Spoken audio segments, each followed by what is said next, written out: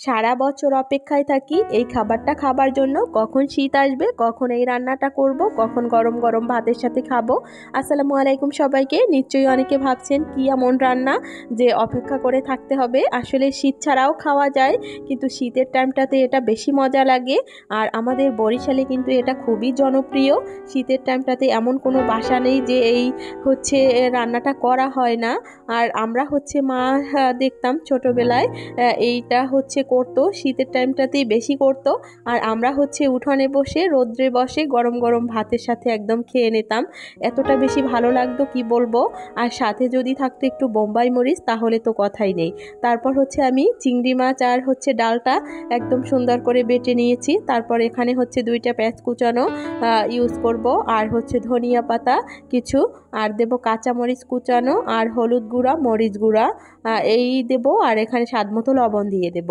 এখানে আর অন্য কোনো মশলা ইউজ করব না। আমাদের বরিশালে এখানে আর অন্য কোনো মশলা ইউজ করে না। অন্য অন্য জেলাতে বা অন্য অন্য জায়গায় মশলা দিলে দিতে পারে, কিন্তু আমরা বরিশালে এখানে অন্য কোনো মশলা অ্যাড করি না, তাহলে মনে হয় একটা গন্ধ গন্ধ দেয় মশলার, এজন্য। তারপর এটা হাত দিয়ে ভালো করে মাখিয়ে এটার সাথে সেট করে নেব। আর এটা কিন্তু শীতের টাইমটাতেই বিশেষ করে বেশি মজা লাগে। এটা কিন্তু আপনি একদম গরম ভাতের সাথে বা খালিও খেতে পারবেন। খালি খেতেও কিন্তু অনেক বেশি ভালো লাগে। তারপর আমি একটা ফ্রাই প্যান নিয়ে এখানে পরিমাণ মতো তেল দিয়ে, তেলটা আমি ভালো করেই বেশ গরম করে নিয়েছি।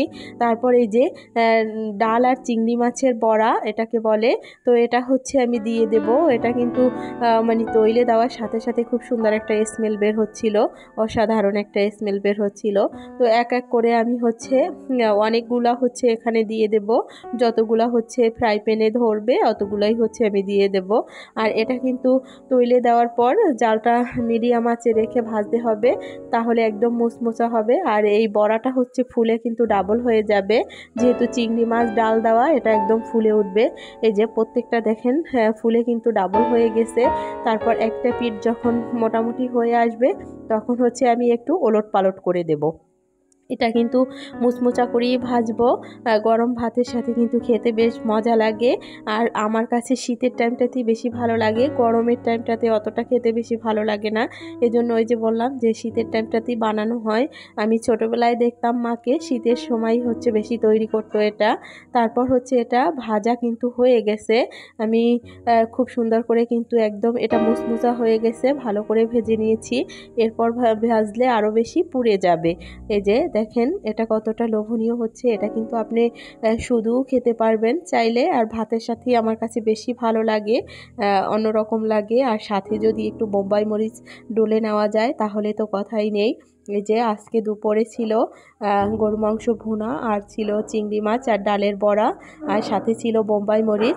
তো পুরো ভিডিওটা ভালো লাগলে অবশ্যই লাইক কমেন্ট শেয়ার করে পাশে থাকবেন পরবর্তীতে নতুন নতুন ভিডিও দেখার জন্য। আল্লাহ হাফেজ সবাই।